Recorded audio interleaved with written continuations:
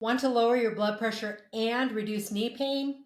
I'm Dr. Tammy Penhollow, a joint and spine pain specialist. Today, we're diving into the incredible benefits of isometric strength training. Don't mind me, I'm just doing a little wall squat here to demonstrate isometric strength training of the quads. We're going to talk about a groundbreaking meta analysis of 270 studies with over 15,000 participants.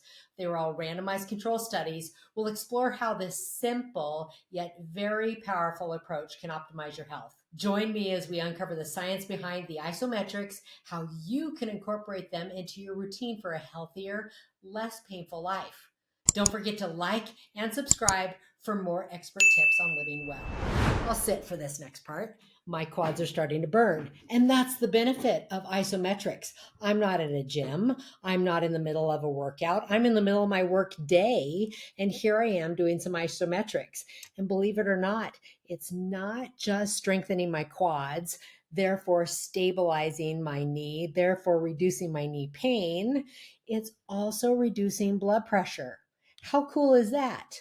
So let's get into the details here. And I will link the exact study in the show notes. But this is from the British Journal of Sports Medicine, 2023, October, so about a year ago. But I wanted to let you know about this exercise training and resting blood pressure. It's large scale, pairwise, and network meta-analysis of these randomized controlled trials. So what they did is they compared the data mining for all of these RCTs, randomized controlled trials, and they had 15,827 participants. There was a significant reduction in resting systolic blood pressure, which is the top number, and diastolic blood pressure, which is the bottom number, in the following types of exercise. They looked at aerobic exercise training. They looked at combined training where you're doing aerobics plus strength. They looked at high intensity interval training as well as dynamic resistance training. We're actually working versus the isometric strength training. What do you think came out on top? Well, the topic of this conversation is about isometrics. And yeah, it won. It had the biggest reduction in the resting systolic and diastolic blood pressure. So here's how it fell out. Number one was isometric exercise. And then we had combined training, which is strength plus aerobics.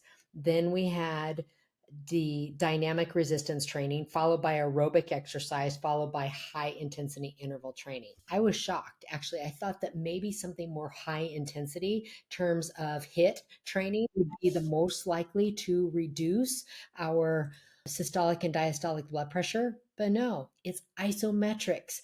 And as I was demonstrating before, for the lower extremities, isometrics can be something such as the wall squat.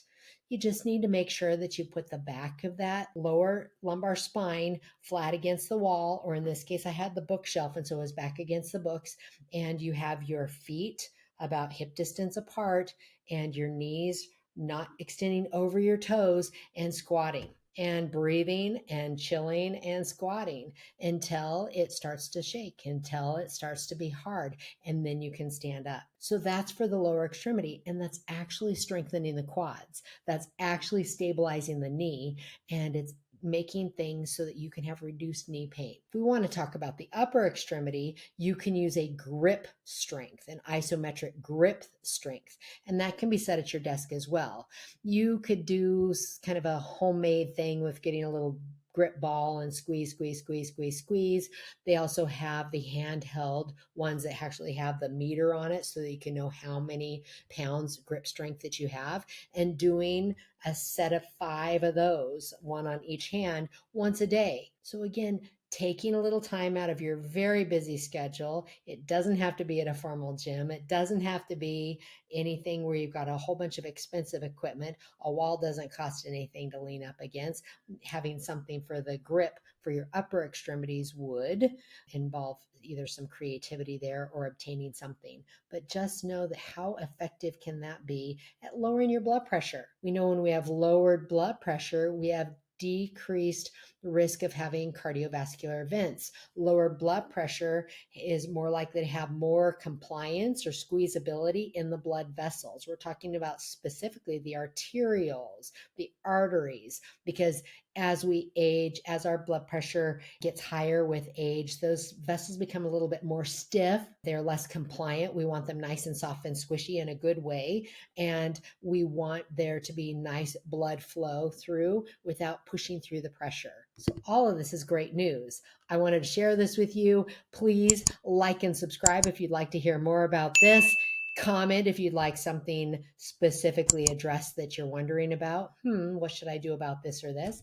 And your question may be the topic of our next video. Again, thank you. Resistance training is great. Isometric resistance training is fantastic for reducing knee pain if you're working on those quads and your systolic and diastolic resting blood pressure. Thank you. If you have knee pain and would like to learn more, I have a worksheet called 5 Things to Do Now to Reduce Your Knee Pain Within a Week. Go to www.kneeboostnow.com to download it for free. I'd love to hear from you, so please like, subscribe, and comment below so I can help you get out of your knee pain.